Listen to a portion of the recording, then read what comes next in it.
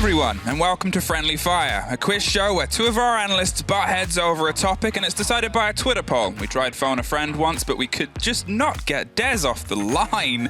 Here today, we are arguing in the world of APAC. Is APAC a region that's going to one day reclaim and hit those heights of Nora Rengo, or is it a skill that they won't quite match again? Milosh and Tim are the two that are going to be battling and butting heads, but not properly, because that's why we've got the plexiglass screen, and they will win the bragging rights and this wonderful cheesecake if I haven't eaten it by the end, because it's right in front of me and not them.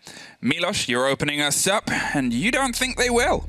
No, I don't think so, and I want to present this with, it's not going to happen anytime soon. It's going to take a couple years at least. As with everything developmental, we saw it in APAC in the past, but this is going to take at least 2+ years for it to happen, just like it did with LATAM and their victory that we saw finally with Brazil at Invitational 2021. Now, it's very clear that Nora Rengo is the dynasty, the only one that's come out of APAC. They've had a Waka, they've had the personalities on the squad. They've done well in Brazil, they've done well at Invitational, they've done well in APAC itself in the qualifiers. It takes a lot of time to get to that level and a lot of resources, and I just don't see that X factor in competition right now. The ones that we're beating in 2020 are not playing well anymore. And those it. Big words from a big bear and a pretty cool guy. He paid me to say that. Arguing the other side is Tim. He hasn't paid me anything, so that's all he's getting.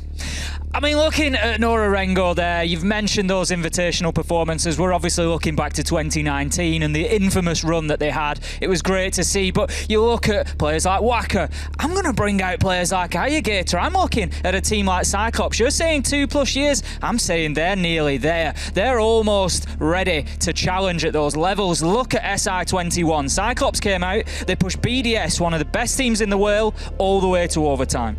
They pushed Empire all the way to overtime. They beat Team 1. They are on the verge of being able to compete with and beat these teams. They're going to turn up soon to an international tournament and just have a massive performance. So can they reach the same heights as Nora Rengo? I think they can surpass them. Yeah, Cyclops went out. Yeah, they went out in groups.